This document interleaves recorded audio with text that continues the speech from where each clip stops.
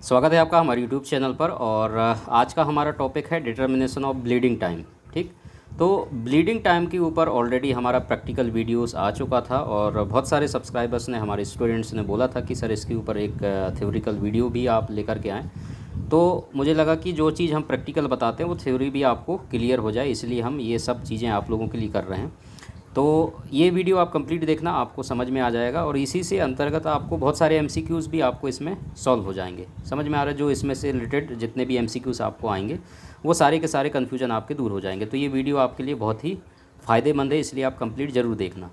तो bleeding time के ऊपर हम प्रैक्टिकल वीडियो आपको बता चुके हैं किस तरीके से करते हैं, तो वो वीडियो अगर नहीं देखा है तो ज़रूर आप देखेंगे। इंट्रोडक्शन की अगर हम बात करें, बहुत सिंपल है। ब्लीडिंग टाइम को मेज़र करते हैं time required for a blood to stop flowing after a standardized capillary puncture.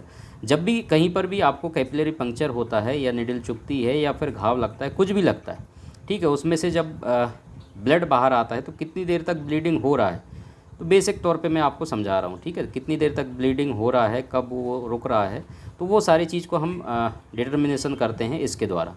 समझ में आ रहा है? तो determination of bleeding time helps to detect vascular defect and platelets disorder. अगर कोई वेस्कुलर डिफेक्ट है या कोई प्लेटलेट डिसऑर्डर है, समझ में आ रहा है, तो उस चीज़ को आइडेंटिफाई करने में ये हेल्प करता है। अगर कोई डिसऑर्डर है तो वो चीज़ आपको समझ में आ जाएगा कि भाई हाँ, इसकी वजह से ब्लीडिंग टाइम बढ़ रहा है, या ये सारी चीज़ें आपको मालूम चल जाएगा। ठीक है, क्लिनिकल सिग्निफिकेंस की अगर बात करें तो ये क्वेश्चन अक्सर एग्ज़ाम में पूछे जाते हैं, तो इस चीज़ को आप ध्यान रखें। तो क्लिनिकल सिग्निफिकेंस बहुत इंपॉर्टेंट हो जाता है। हर एक पर्टिकुलर टेस्ट का क्लिनिकल सिग्निफिकेंस आपको पता होनी चाहिए। Clear? Prolong bleeding time is generally associated with thrombocytopenia. ये सवाल आपको अगर आता है तो ये चीज़ आपको मालूम होना चाहिए कि थ्रोम्बोसाइटोपिनिया की कंडीशन कब कहा जाता है। क्लियर? प्रोलॉन्ग ब्लीडिंग टाइम, अगर ब्लीडिंग टाइम आपका बढ़ रहा है जनरली, ठीक है, तो थ्रोम्बोसाइटोपिनिया। अब समझ में आ गया? तो इस तरीके से एमसीक्यूज बनते हैं, तो इस बात को आपको ध्यान रखना है। In case of von Willebrand disease, bleeding time is high with a normal platelets count. It is caused by a platelets defect combined with factor 8, ठीक है, डेफिशिएंसी। अगर फैक्टर 8 डेफिशिएंसी है तब भी ये चीज़ आपको देखने को मिलता है। क्लियर? तो क्लिनिकल सिग्निफिकेंस बहुत इंपॉर्टेंट है, इस बात को आपको ध्यान रखना है। हर एक पर्टिकुलर टेस्ट का, केवल मैं ब्लीडिंग टाइम का नहीं बता रहा हूँ, जितने भी हम टेस्ट परफॉर्म करते हैं क्लिनिकल सिग्निफिकेंस से क्वेश्चन बनते ही बनते हैं। अगला हमारा मेथड्स की अगर बात कर लें तो मेथड्स हमारे पास दो होते हैं, एक ड्यूक्स मेथड और आईवीस मेथड। दोनों से रिलेटेड सवाल बनते हैं आपके कॉम्पिटिशन एग्जाम में। ड्यूक्स मेथड से सवाल पूछा जाता है उसकी नॉर्मल वैल्यू, और आईवीस मेथड से भी नॉर्मल वैल्यू, दोनों का अलग अलग आपको थोड़ा बहुत डिफरेंस देखने को मिल जाता है। तो ड्यूक्स मेथड से जब हम इस टेस्ट को परफॉर्म करते हैं, तो इसका तो प्रैक्टिकल वीडियो में बना चुका हूँ। आईवीस मेथड को भी परफॉर्म करते हैं, तो उसको भी हम आज एक्सप्लेन कर देंगे, समझा देंगे किस तरीके से करते हैं, वो भी बहुत आसान है। ठीक है, तो ड्यूक्स मेथड से ज़्यादा अच्छा जो है आईवीस मेथड को माना जाता है। ठीक है, तो ड्यूक्स मेथड के लिए आपको स्पेसिमेन क्या चाहिए? Blood collected by earlobe, finger puncture और हील इन एन इन्फेंट्स। ठीक है, तो ये इस जगह से आप ब्लड इसमें से निकाल करके टेस्ट परफॉर्म कर सकते हैं। ठीक, पंक्चर करके। प्रिंसिपल क्या है? 1 mm डीप सिंपल है, आपको प्रिक करना है जो भी स्पेसिफिक रीजन है वहाँ से, आपको जहाँ से बेस्ट लगता है कहीं से भी आप परफॉर्म कर सकते हैं, जो रीजन यहाँ पर दिया हुआ है। ठीक है, और नॉर्मल रेंज की अगर हम बात करें तो ये अक्सर एग्ज़ाम में पूछा जाता है 1 से 5 मिनट, तो इस चीज़ को आपको ध्यान रखना है।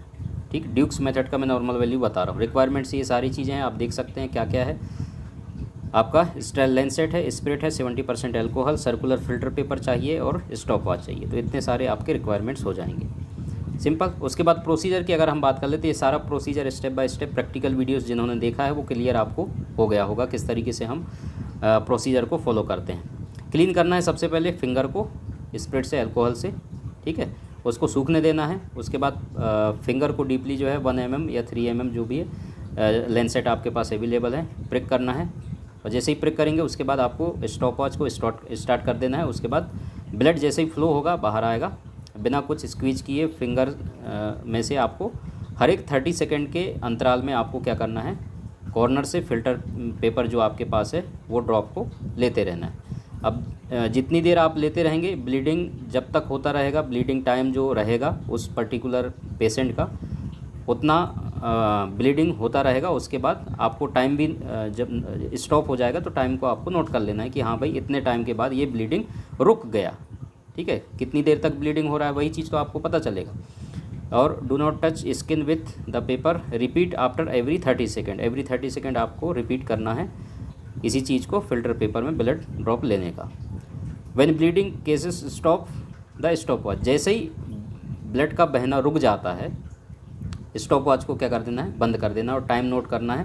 मान लो कि बाद 2 मिनट 30 सेकेंड में बंद हो गया, ठीक है, तो आपका ये नॉर्मल वैल्यू कहलाएगा। किसी का हो सकता है 3 मिनट 15 सेकेंड में बंद हो गया, तो इस तरीके से आ सकता है। समझ में आ रहा है? जो नॉर्मल वैल्यू है वो चीज़ आपको देखना है। क्लियर? बहुत सिंपल है, इस तरीके से इसका प्रोसीजर है। आईवीएस मेथड का क्या करना है, आईवीएस मेथड को आप समझें यहाँ पर। Place a blood pressure cuff on the upper arm and inflate it to 40 mm Hg। तो इस तरीके से आपको इसके लिए स्पेग्मोमैनोमीटर चाहिए होगा। ये इसको 40 mm तक आपको इन्फ्लेट करना है आर्म्स में सेट करके, और उसके बाद क्या करना है, इस एरिया को क्लीन करना है। यहाँ पर आपको देखने को मिल रहा है, ठीक है, एरिया को क्लीन करना है arm below antecubital fossa with 70% alcohol. तो 70% एल्कोहल से आपको क्लीन करना है। उसके बाद 2 जगह पर आपको क्या करना है, लैंसेट से प्रिक कर देना है। ठीक है, there should be no superficial vein in the area selected. उसके बाद क्या करना है, make 2 skin puncture, 2 skin puncture करना है rapid succession each 3 mm deep using disposable lancets की मदद से आपको करना है। उसके बाद स्टार्ट कर देना है स्टॉप वॉच को, और जैसे ही ब्लीडिंग स्टार्ट होगा एवरी 15 सेकेंड या 30 सेकेंड, अलग अलग बुक में अलग अलग देखने को मिलेगा, तो उसके बाद इंटरवल आपको टच करना है लाइटली विथ ब्लॉटिंग पेपर। जो भी आपके पास ये सर्कुलर टिश्यू पेपर है, फिल्टर पेपर है, उसकी मदद से आपको क्या करना है, ये ड्रॉप लेना है जैसे हम ड्यूक्स मेथड से कर रहे थे। ठीक है, तो रिकॉर्ड करना है टाइम जो आपका स्टॉप होगा, जो ब्लड का फ्लो है जैसे ही स्टॉप होगा उसके बाद आपको स्टॉप वॉच को स्टॉप कर देना है और रिमूव कर देना है ब्लड प्रेशर कप को। ठीक है, तो इस बात को आपको ध्यान रखना है। इस तरीके से ये भी बहुत सिंपल है, आपको प्रैक्टिकल जब आप करेंगे तो आपको आसानी से ये चीज़ें क्लियर समझ में आ जाएगा। ठीक है, तो इस तरीके से आपको ये भी परफॉर्म करना है प्रैक्टिकल, तो इसको ज़्यादा बेहतर माना जाता है ड्यूक्स मेथड से आईवी मेथड को। तो ये भी बहुत सिंपल है, समझ में आ रहा है? तो ये था आज का हमारा पूरा क्लास ब्लीडिंग टाइम का, और इसके बाद क्लॉटिंग टाइम का भी प्रैक्टिकल और थ्योरिकल दोनों वीडियोस आएंगे। तो चैनल को सब्सक्राइब करके रखना, बेल आइकन दबा के रखना ताकि नोटिफिकेशन आपको मिले। इसके साथ साथ हमारा जो सेकंड चैनल है BMLT दिनेश कुमार BMLT के नाम से, वहाँ पर MCQs की सीरीज़ चल रहे हैं। जितने भी लोग कॉम्पिटिशन एग्जाम की तैयारी कर रहे हैं, आप लोगों को वीडियो का डिस्क्रिप्शन पे लिंक मिल जाएगा उस चैनल का, वहाँ से जा कर के आप सारे MCQ सीरीज़ ज़रूर देखें, सारे वीडियोज़ देखें, बहुत इंपॉर्टेंट है, आपके कंपटीशन एग्जाम में फ़ायदा होगा। इसके साथ साथ हमारा MCQs का नोट्स भी है, अगर आपको चाहिए हार्ड कॉपी तो आप हमें मेल करें, मेल आईडी आपको वीडियो को डिस्क्रिप्शन पे मिल जाएगा, वहाँ से सिंपली आपको ऑर्डर करना है, बाकी का आगे प्रोसेस आपको बता दिया जाएगा। Thank you so much.